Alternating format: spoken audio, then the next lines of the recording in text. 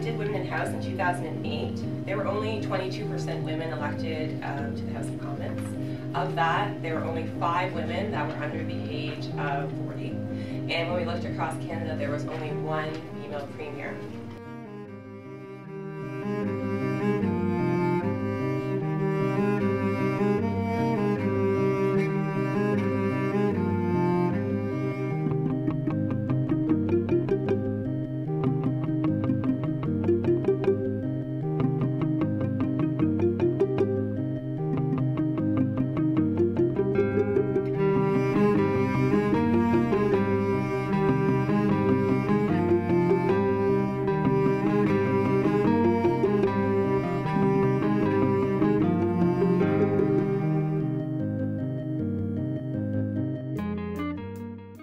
That we need more women in politics, and we need more women to become more politically active. And when you participate in the Women in House program, you get to see firsthand what MPs are doing, and I think it's very inspiring. And I think that it's also great to network with other women that are politically active on McGill campus, and I think that the Women in House program provides that opportunity.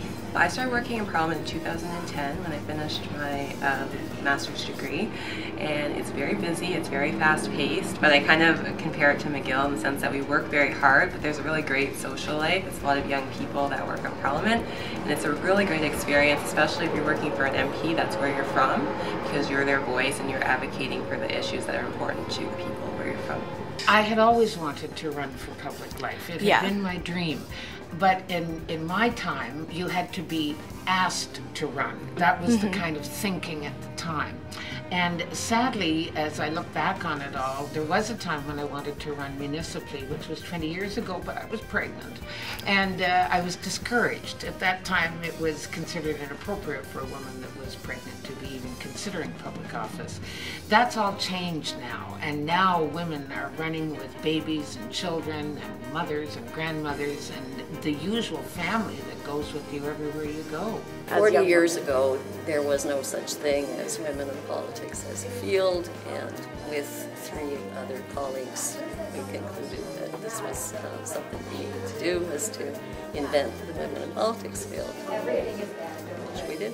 If you don't understand how the political system works, you'll make stupid decisions about where you spend your own energies and what you expect from the system. And so you'll probably become disappointed and disillusioned. I've seen a lot of women do that because they work really hard to get somewhere, and then they discover that the power isn't there, or if it was ever there, the cupboard is bare. And consequently, it is really important to know you can't spend your energies on doing everything. Which institutions are ripe for reform? Which institutions might be open to changes that would increase women's power? And I don't say representation, because representation is important symbolically. I'll buy that, but it doesn't actually change anything much if there are a lot of women in an institution that doesn't have any power. I think that most people on TV, you pay a lot of attention to what their hair looks like, what their clothes look like, and there's definitely an aspect to that. I mean, I've been to, I was covering a Liberal debate, and this lovely man came up to me and told me my hair was too shiny. I'm pretty sure he's not going to tell a male reporter that, but you know, people feel a certain ownership when they see you on their screen, and they feel like they're connecting with you, so like maybe the social barriers are a little bit more limited, but at least, you know, they're coming up and telling you what they think, so that's a good thing. I think that women who, I don't know if you're going to agree with me on this, but I think that women who work on the Hill have to be a little bit more somewhat conservative in the way that they approach their work. It is still a very male environment, and you don't want to be the subject of rumors, so you have to be pretty careful about, you know, who you associate with, when you associate with them. Like, that is still very much part of life on the Hill. Wish I'd had a partner. I think having a business partner would have been a better balance. I like to work very much within the NGO sector. It's a sector I enjoy. I like public policy, but it's not the most lucrative sector. And I kind of wish that I'd had a partner that would bring more of that financial and business aspect. I was very good at doing it within the voluntary sector, but not so well in the business sector. I do know that a lot of women think that liberation or equality has to do with a successful career and not with a successful life. And I think that to achieve a successful life requires a balance that we haven't yet worked out effectively, and we need to work more on that. Well, I think it's a great opportunity to volunteer. There's a lot of campus clubs at McGill that can give you a great experience.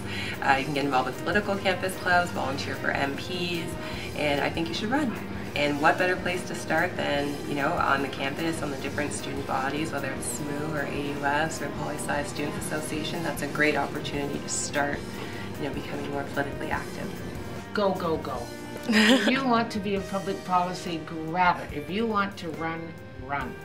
Don't wait around to be asked.